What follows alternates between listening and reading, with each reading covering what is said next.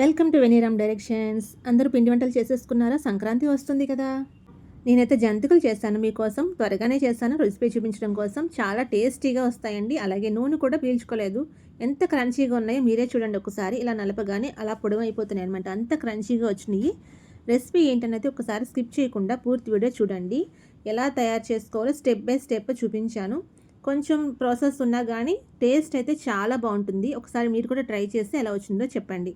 నేను రేషన్ బియ్యం తీసుకొని చేస్తున్నాను. రేషన్ బియ్యం అనేది మనకి కొంచెం జిగురు ఉంటుందండి. పాలిష్ చేసిన రైస్ అయితే మనం రోజు తినే అన్నం ఏంటంటే పాలిష్డ్ రైస్ అనమాట అది. దాంట్లో కొంచెం జిగురు అనేది ఉండదు. మనం రేషన్ రైస్ తీసుకుంటే మంచిగా జిగురుతో ఉంటాయి కాబట్టి పిండి వంటలు ఏదైనా సరే మంచిగా వస్తాయన్నమాట. అందుకని ఎవరైనా సరే పిండి వంటలు చేసేటప్పుడు రేషన్ రైస్ తీసుకొని చేయండి, చాలా బాగుంటుంది. నేను ఎక్కువ పిండి వంటలు చేయడం కోసం అని చెప్పి 3 కేజీల వరకు నేను బియ్యం అనేది క్లీన్ చేస్తున్నాను. క్లీన్ చేసి మంచిగా నీళ్లు తెల్లగా వచ్చే వరకు క్లీన్ చేసుకోవాలండి. రేషన్ బియ్యంలో కొంచెం డస్ట్ అనేది ఉంటుంది. అందుకని 4-5 సార్లు శుభ్రంగా క్లీన్ చేసుకొని తెల్లగా నీళ్ళు వచ్చే వరకు కూడా మీరు క్లీన్ చేసుకోండి. ఒక 2 అవర్స్ నానబెట్టుకోండి. నానిపోయిన తర్వాత మంచిగా నీళ్ళన్నీ వడచేసుకొని ఇలాగ ఇంట్లో ఫ్యాన్ కింద ఆరబెట్టుకున్నా సరే, లేదంటే మీకు ఎండ వస్తుంది పైన మేడ పైన ఉన్నది ప్లేస్ ఉంది అనుకుంటే కనుక ఎండలో ఆరబెట్టుకోండి. మరీ డ్రైగా అయిపోవాల్సిన అవసరం లేదు. కొంచెం తడి పొడిగా ఉంటాయి కదా బియ్యం, అలా పొడి మారితే చాలు అనమాట. పొడిగా అయిపోతే చాలు. ఎక్కువగా మీరు ఎండబెట్టాల్సిన అవసరం లేదు. నేను కేజీన్నర బియ్యానికి జంతికలు చేస్తున్నాను. కేజీన్నర బియ్యం అయితే ఇప్పుడు మీకు గ్లాస్ చూపిస్తున్నాను కదా, దీంతో 5 గ్లాసుల వరకు పిండి అనేది వస్తుంది. ఆడించిన తర్వాత ఇప్పుడు ఈ గ్లాస్ తోటి మనం 3/4 గ్లాసు అంటే అర గ్లాస్ కన్నా కొంచెం ఎక్కువ గ్లాస్ తోటి మినప్పప్పు తీసుకోండి. అది శుభ్రంగా కడిగేసుకొని అది కూడా కొంచెం నానబెట్టుకొని పక్కన ఉంచండి. అదే గ్లాస్తో ఇంకొక 3/4 గ్లాసు శనగపిండి ఆడించుకోవడం కోసం అని చెప్పి వేపుడు శనగపప్పు అంటాం కదా మనం, అది తీసుకోండి. కొంచెం ఫ్రై చేసుకున్నారంటే మీరు క్రంచీగా అయిపోతాయి అనమాట. కొంచెం కరకరలాడుతూ వస్తాయి. అలా ఫ్రై చేసుకొని చల్లారిన తర్వాత దీన్ని పౌడర్ పట్టేసుకోవాలి. మెత్తగా పౌడర్ పట్టుకోవాలి. కేజీన్నర బియ్యానికి ఇదే గ్లాస్ తోటి 5 గ్లాసుల వరకు పిండి అనేది వచ్చింది. మనం ఇదే గ్లాస్తోనే కొలుచుకుంటే మనకి కొలత అనేది కరెక్ట్గా తెలుస్తుంది అనమాట. ఇప్పుడు ఈ పిండిలోకి మనం అన్నీ జల్లించుకోవాలండి. రేషన్ బియ్యం మిక్సీ ఆడిన తర్వాత కూడా మనం ఆడించుకునే తర్వాత కూడా జల్లించుకోండి. 1-2 సార్లు మీరు మెత్తగా అయ్యే వరకు జల్లించుకోండి. ఎందుకంటే దీంట్లో డస్ట్ అనేది ఖచ్చితంగా ఉంటుంది.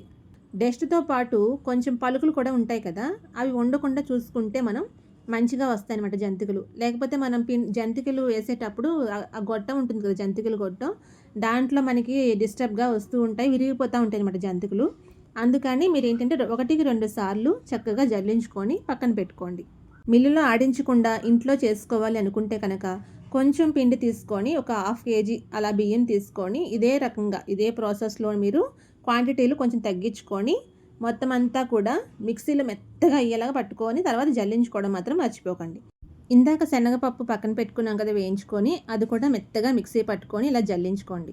ఇప్పుడు మనం మినపప్పు నానబెట్టుకున్నాం కదా, ఈ మినపప్పుని చూడండి ఇలా కొడితే విరిగేలాగా ఒక 2 అవర్స్ దాకా చక్కగా నానబెట్టుకున్నారంటే కొంచెం మెత్తగా అవుతుంది కదా. ఇప్పుడు శుభ్రంగా కడిగేసుకొని దీన్ని కుక్కర్లో వేయించుకొని ఉడికించుకోవాలి మనం. మీరు ఎప్పుడైనా ఇలా ట్రై చేస్తారా? ఇలా ఉడికించడం వల్ల జంతికలు బాగా వస్తాయా అన్న డౌట్ రావచ్చు. చాలా టేస్టీగా వస్తాయి. కొంచెం గుల్లగా కూడా వస్తాయండి ఇలా ఉడికించి వేసుకోవడం వల్ల మినప్పప్పు అనేది. నేను ఇంకొక ప్రాసెస్లో కూడా చూపించాను లాస్ట్ ఇయర్ జంతికలు చేసినప్పుడు. ఆ వీడియో కూడా కావాలంటే మీకు డిస్క్రిప్షన్లో లింక్ ఇస్తాను, ఒకసారి అది కూడా చూడండి. ఒక 2 విజిల్స్ పెట్టుకున్నారంటే మినప్పప్పు అనేది చక్కగా ఇలా మెత్తగా ఉడికిపోతుంది. ఉడికిపోయిన తర్వాత మీరు ఇలాగా జల్లెడలో వేసుకోండి. ఎక్కువగా ఎక్స్ట్రా నీళ్ళు ఉంటే కనుక పిండి మరీ జారుగా అయిపోతుంది అనమాట. అలా ఎక్స్ట్రా నీళ్ళు కొంచెం వడకట్టుకొని కింద పెట్టుకొని ఉంచుకోండి. మనం రుబ్బేటప్పుడు కొంచెం వాటర్ కానీ అవసరమైతే మీరు ఆ వడకట్టుకున్న నీళ్ళు వేసుకొని రుబ్బుకోవచ్చు. మినప్పప్పు రుబ్బేటప్పుడు మాత్రం పలుకు లేకుండా చూసుకోండి. ఏదైనా పలుకు ఉండిపోయి జంతికలు మనం వేసేటప్పుడు మధ్యలో అడ్డంగా వచ్చిందంటే కనుక కొంచెం అది నూనెలో చిటపటలాడడానికి అవకాశం ఉంటుంది. అందుకని చూసుకొని జాగ్రత్తగా వేసుకోండి. ఇది మెత్తగా నలిగిన తర్వాత మాత్రమే మనం పిండిలోకి మిక్స్ చేసుకోవాలి.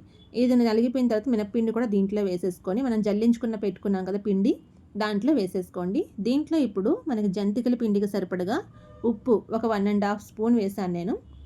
ఉప్పు వేసుకున్న తర్వాత ఒక 1 స్పూన్ కారం వేసుకోండి. మనం శనగపిండి వేసాం కదా, జంతికలు వేసేటప్పుడు ఎప్పుడైనా సరే శనగపిండి వేసినప్పుడు జంతికలకి కలర్ ఆటోమేటిక్గా వచ్చేస్తుంది. ఎందుకంటే శనగపిండి అనేది త్వరగా ఫ్రై అయిపోతుంది. కలర్ కోసం మాత్రమే, టేస్ట్ కోసం కొంచెం కారం మాత్రం వేసుకోండి, ఎక్కువ వేసుకోవద్దు, టేస్ట్ బాగోదు. తర్వాత ఒక 1/2 స్పూను వాము అంటే చాలా మంచిదండి హెల్త్కి, సో వామ్ వేసుకోండి. అలాగే ఒక హాఫ్ స్పూన్ నేను నెయ్యి వేసాను, టేస్ట్ కోసం మాత్రమే అది. మీకు ఇంట్రెస్ట్ ఉంటే వేసుకోండి, లేకపోతే స్కిప్ చేసుకోవచ్చు, ఏం ప్రాబ్లం లేదు. దీంతో పాటు మొత్తం అన్నీ కూడా మనం మిక్స్ అయ్యేలాగా కలుపుకోవాలి. ఇప్పుడు ఫస్ట్ నేను స్పూన్తో కలిపాను, కొంచెం పిండి అనేది మనం మిక్సీ చేసాం కదా, కొంచెం వేడిగా అనిపించి చేతితో కలపలేదు. తర్వాత మాత్రం మొత్తం అంతా మిక్స్ అయ్యేలాగా చేతితో కలుపుకొని ఫస్ట్, ఆ తర్వాత మీరు కొంచెం కొంచెం నీళ్ళు వేసుకోండి. ఎందుకంటే మినపిండిలో ఆల్రెడీ తడిగా ఉన్నది కాబట్టి ఫస్టే నీళ్ళు వేయకండి. ముందు అదంతా మిక్స్ అయ్యేలాగా పౌడర్ కలిపేసుకొని ఆ తర్వాత వాటర్ అనేది వేసుకుంటూ కొంచెం కొంచెంగా అప్పుడు కలుపుకోండి. పిండి మరీ గట్టిగా కలుపుకోకండి, మరీ గట్టిగా కలుపుకుంటే జంతికలు కూడా చాలా గట్టిగా వస్తాయి. కొంచెం జారుగా ఉండేలాగానే కలుపుకోండి, మరీ గట్టిగా మాత్రం కలుపుకోవద్దు. చూడండి ఇలా ఉండాలి పిండి అనేది. తర్వాత మూత పెట్టుకొని మీరు పక్కన పెట్టుకోండి. ఈ జంతికలు గొట్టం వచ్చి మా అత్తయ్య గారు ఇచ్చారండి. నేను లాస్ట్ ఇయర్ కూడా చెప్పే ఉంటాను మీకు. ఇదేంటంటే నాకు ఇది అలవాటైపోయి కొత్తది తీసుకున్నా కానీ నాకు దాంట్లో రావడం లేదు. అది పక్కన పడేసి మళ్ళీ ఇదే వాడుతున్నాను నేను. తర్వాత మనం జంతికలు వేయడానికి ముందు అన్నీ రెడీ చేసి పెట్టేసుకుంటే కొంచెం ఈజీగా ఉంటుంది మనకి. జంతికలు పిండడం కోసం అని చెప్పి ఒక గరిటి, తీయడం కోసం ఒక గిన్నె అన్నీ రెడీ చేసుకొని పెట్టుకోండి. ఇలా నేను చెప్పిన డైరెక్షన్లో ఒకసారి చేసి చూడండి, చాలా టేస్ట్గా వస్తాయి. మీకే తెలుస్తుంది డిఫరెన్స్. ఎప్పుడు మనం చేసుకునే దానికి దీనికి డిఫరెన్స్ అనేది మీకే తెలుస్తుంది. ఒకసారి ట్రై చేయండి. జంతికలు వేసేటప్పుడు కడాయిలో మాత్రం ఫుల్గా అయిపోయేలాగా, ఇరుకైపోయేలాగా మాత్రం వేసుకోకండి. కొద్దిగా ఖాళీగా ఉండి జంతికలు అటు ఇటు తిరిగేలాగా మాత్రమే వేసుకోండి. నేను కొంచెం చిన్న సైజే వేస్తాను కాబట్టి ఈ గరిటె తీసుకున్నాను. లేదు మాకు పెద్ద పెద్దగా కావాలి జంతికలు అనుకుంటే కనుక కొంచెం పెద్ద గరిటె తీసుకొని దానిపైన పిండుకోండి. ఎందుకు గరిటె అనేది ఏంటంటే మనకి జంతికలు ఆయిల్లో వేయడానికి ఈజీగా ఉంటుంది, అందుకని గరిటె మీద వేస్తాను ఎప్పుడు కూడాను. ఒకసారి మీరు కూడా ఇలా వేసి చూడండి. సంక్రాంతికి మీరందరూ ఏం పిండి వంటలు చేసుకున్నారు నాకు కామెంట్స్ ద్వారా తెలియజేయండి. అలాగే నేను చేసిన జంతికలు ఎలా వచ్చినాయి మీరు కూడా ట్రై చేయండి.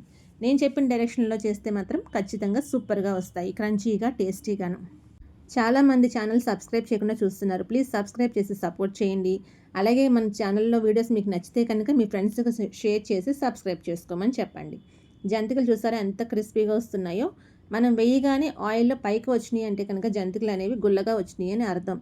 అవి గుల్లగా రాలేదు అంటే కనుక కిందనే సెటిల్ అయిపోతాయండి, జంతికలు పైకి తేలవు, కిందకు మునిగిపోతూ ఉంటాయి. అది మాత్రం గుర్తుంచుకోండి. మరీ బ్రౌన్ కలర్ వచ్చేసే వరకు జంతికలు వదిలేకండి. కొంచెం గోల్డెన్ కలర్ రాగానే కూడా మీరు ఆఫ్ చేసేసుకొని తీసుకొని పక్కన పెట్టేసుకోండి. ఆ వేడి మీద మనకి కొంచెం సేపు అయిన తర్వాత కలర్ అనేది ఆటోమేటిక్గా వచ్చేస్తుంది జంతికలకి. పిండి వంటలు చేసేటప్పుడు ఏ పిండి వంట అయినా సరే మనం మీడియం ఫ్లేమ్లో పెట్టుకొని వండుకోవాలి. హైలో పెట్టామంటే పైనంతా కొంచెం మనకి కలర్ మారిపోతుంది, అంతా అయిపోతుంది, లోపల పిండి అనేది పిండిలాగా ఉండిపోతుంది, ఉడకదనమాట. అందుకని మీడియం ఫ్లేమ్లోనే పెట్టుకొని మీరు పిండి వంటలు అనేది చేసుకోండి ఎప్పుడూ కూడాను. నేను చేసిన జంతికలు చూసారా చాలా బాగా వచ్చినాయి. మీకు నచ్చిందా రెసిపీ? నచ్చితే కనుక ఒకసారి కామెంట్ చేయండి, లైక్ చేయండి. అలాగే మనకి హై పాయింట్స్ ఉంటాయి, కొంచెం హై పాయింట్స్ కూడా ఇవ్వండి. ఇంకొంతమందికి మన వాళ్ళకి కాకుండా ఇంకొంతమందికి మన వీడియో అనేది రికమెండ్ అవుతూ ఉంటుందన్నమాట. జంతికలు అయితే చాలా బాగా వచ్చినాయి ఫ్రెండ్స్. అసలు ఆయిల్ పీల్చుకోలేదు, చాలా క్రంచీగా గుల్లగా బాగా వచ్చినాయి. మనకి గుల్లగా కాకుండా ఇంకా ఎక్కువగా ఆయిల్ పీల్చేసుకున్నాయంటే కానీ ముక్కలు అయిపోతాయి. చూడండి అసలు చేతికి ఆయిల్ అంటుకోవడం లేదు, క్రంచీగా కూడా వచ్చినాయి. మీరు కూడా ట్రై చేయండి, ఎలా వచ్చిందో కామెంట్స్ ద్వారా మీ అభిప్రాయం చెప్పండి. Please like, share and subscribe friends. Last వరకు చూసినందుకు థ్యాంక్ యూ. అలాగే మీ ఫ్రెండ్స్కి కూడా షేర్ చేయండి మర్చిపోవద్దు. సబ్స్క్రైబ్ చేసి బెల్ ఐకాన్ క్లిక్ చేసి పెట్టుకున్నారంటే వీడియో పెట్టగానే మీకు నోటిఫికేషన్ వచ్చేస్తుంది. అందరికీ సంక్రాంతి శుభాకాంక్షలు.